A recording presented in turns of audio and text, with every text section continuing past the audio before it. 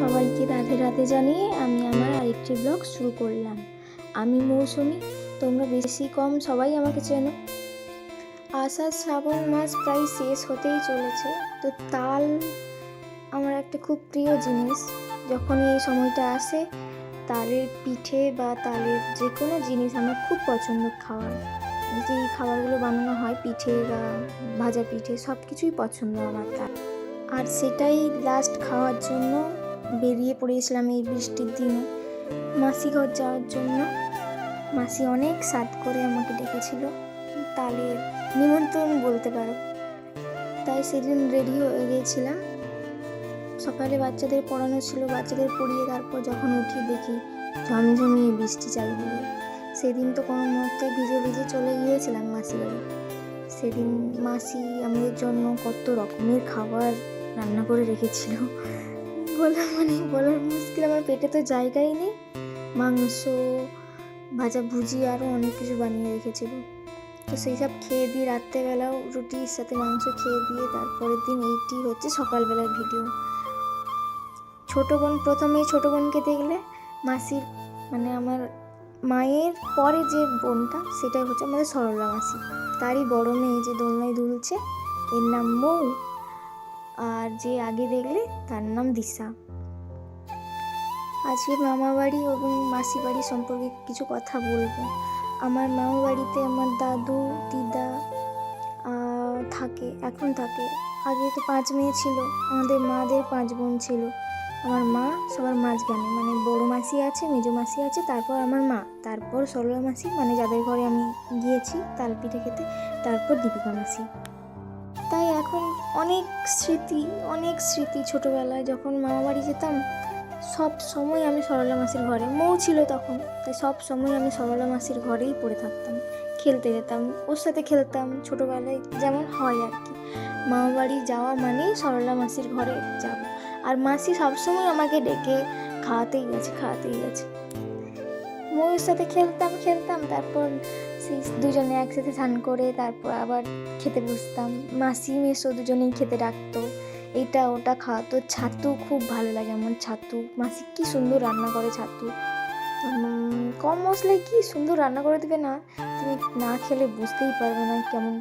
তাল শেষ হয়ে যাবে বলে মাসি বলছে চলাই, তাহলে 2টা পিঠা খেয়ে যাবি। আর আমি হলাম সবার বড় দিদি, মেয়েদের মধ্যে সবার বড়। আমার বড় মাসির একটা ছেলে, মেজো মাসির 2 জন ছিল, একজন আর নেই, তোমরা জানো নিশ্চয়ই। আর তারপর মায়ের আমি বড়, তারপর আমার ভাই, তারপর রিমি, তারপর বৈশাখী, তারপর দিশা। এই হচ্ছে মেয়েদের মধ্যে আমি সবার থেকে বড়। তাই ছোটো থেকেই আমি সবার খুব আদরের ছিলাম। আমি দলায় বসে থাকতাম, দেখবে একটু পরে দেখাবো ছবিগুলো।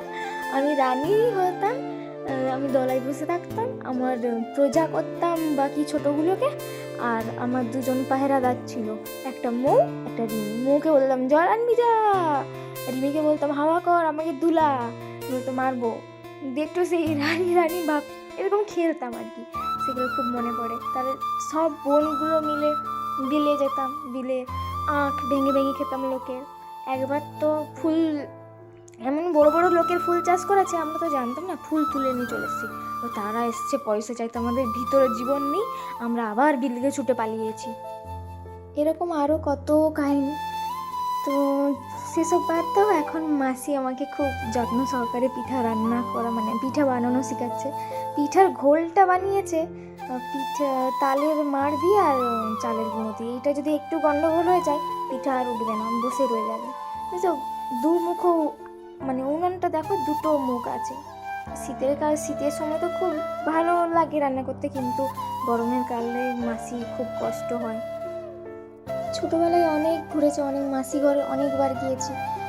বড় মাসির ঘর গিয়েছি, মেজো মাসির ঘর গিয়েছি, এই ছোটো মাসির ঘর গিয়েছি। সরলা মাসির ঘরে তো হামেশাই থাকতাম আমি, মামা ঘর গেলেই সরলা মাসির ঘরে যেতাম, আর সরলা মাসি আমাকে বসে খাওয়াতো।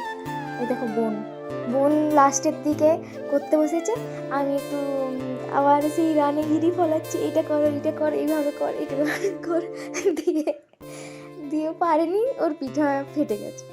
তো এভাবেই মাসি আমাকে খুব যত্ন সহকারে দুধ দিয়ে চিনি দিয়ে পিঠা খেতে বলছে। আর এই কী টেস্ট! কেউ খেয়ে দেখবে একবার তালের পিঠে এরকম সরু চাকলি দিয়ে, এটাকে সরু চাকলিই বলে, তালের সরু চাকলি বা তালের ঘোরানো পিঠা দিয়ে চিনি আর দুধ গুলে খাবে, কি পুরো অমৃতের মতো খেতে, দারুণ লাগে, দারুণ। এরপরে তো আমি মনে হয় 6-7টা পিঠা ওভাবেই খেয়ে নিয়েছিলাম। তারপর এই যে কয়েকটা ছবি তুলেছি, এটা আমার ছোটো বোন। আর এরপর দেখবে আমি দোলনাটা ছাড়িনি কোনো মতে, আমি ছাড়বই নি দোলনা। তো আজকের ভিডিওটি এতটুকুই। সবাই ভালো থাকবেন, সুস্থ থাকবেন, দেখা হচ্ছে অন্য একটি ভিডিওতে।